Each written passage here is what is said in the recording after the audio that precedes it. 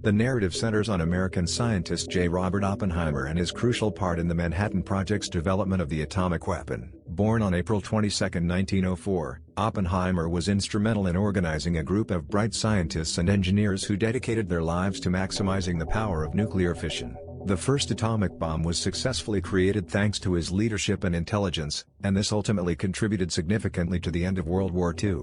Doctoral student, age 22, in 1926.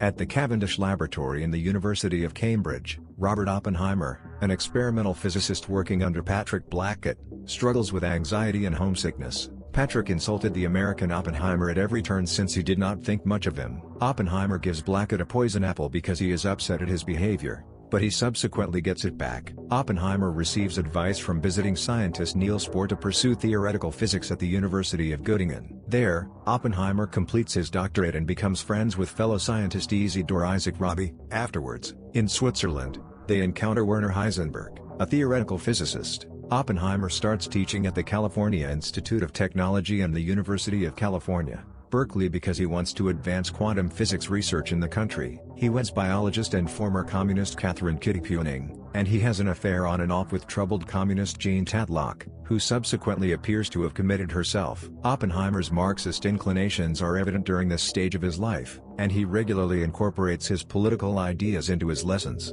Though he was unaware of it, the FBI was also looking into him. Many people who appreciate his work are put off by his desire to unionize university academics. Via the Communist Party, he contributes to the Spanish Civil War. Contrary to popular belief at the time, Oppenheimer believed that the fascists posed a greater threat than the socialists. However, he never formally joins the Communist Party. Oppenheimer recognizes that the discovery of nuclear fission in December 1938 has the potential to be weaponized. Although Oppenheimer was certain that the atom could not be split, he became aware of the possibility of a fission chain reaction and how it could be utilized to create a bomb after the experiment was repeated in the US and the results were presented to him. After Hitler attacks Poland in 1939, Oppenheimer progressively abandons his neutral stance and becomes interested in aiding in the defeat of the fascists. In 1942, Oppenheimer is hired by U.S. Army Colonel Leslie Groves to lead the Manhattan Project, which aims to create an atomic bomb. The primary worry of Hebrew Oppenheimer in 1942 is that the German nuclear research program headed by Heisenberg could produce a fission bomb for the Nazis. Their only chance is that Hitler would refuse to give Heisenberg the resources he needs to finish his work because he views quantum physics as a Hebrew science. In order to gather the nation's top scientists, Oppenheimer asks Groves to establish the lab in Los Alamos.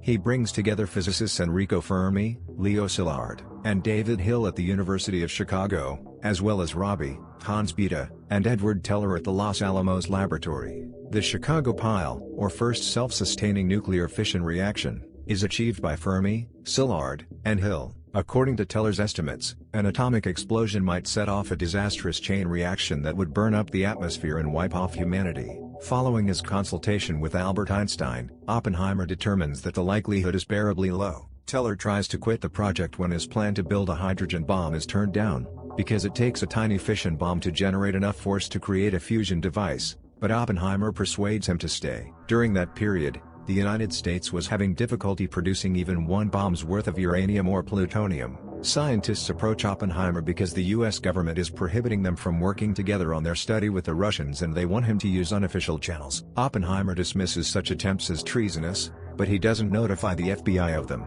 During the Manhattan Project, Groves wanted knowledge to be kept separate for security reasons, but Oppenheimer wanted scientists to know everything from beginning to end. Groves was overruled by Oppenheimer to hold cross-departmental meetings, and his personal security clearance took a while to process. Groves was furious with Oppenheimer for attempting to handle Project Manhattan like a science project and for flouting security procedures around it. While working on the project in 1943, he even met Jean Tatlock.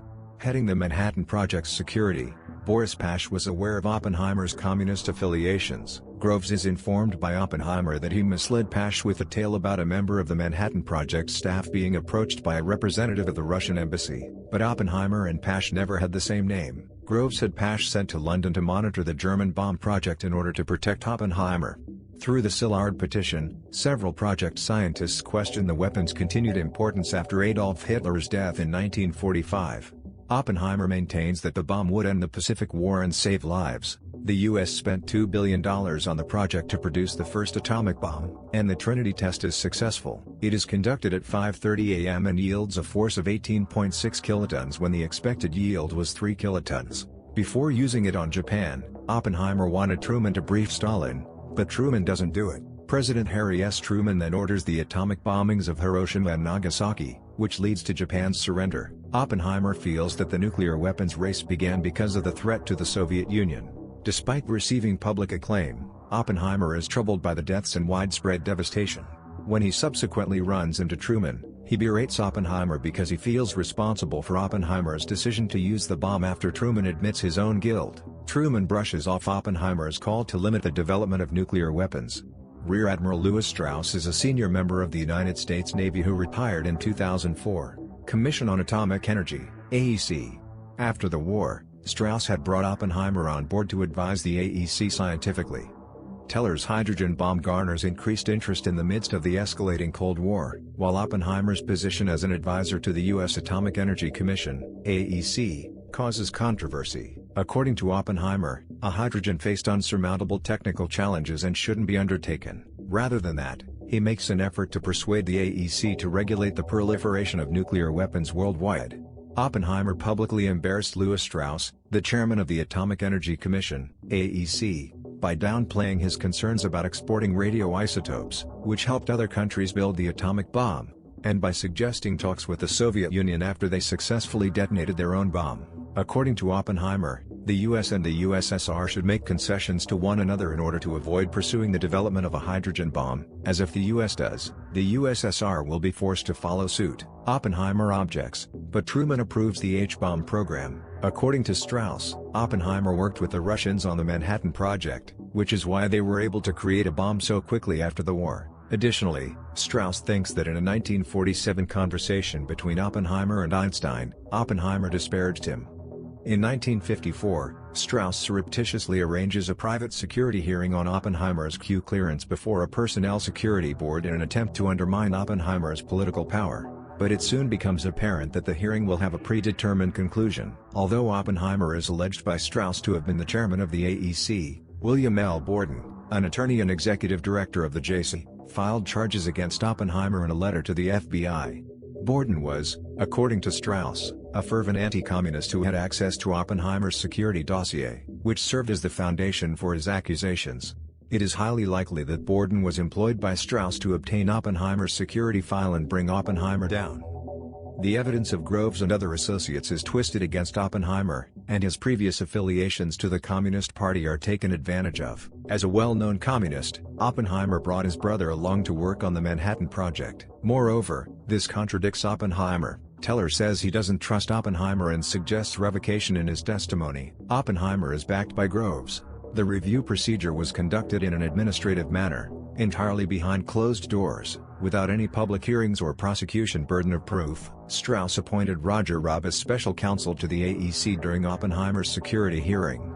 He had complete access to Oppenheimer's file, but Oppenheimer's lawyer was not allowed to see his client's records.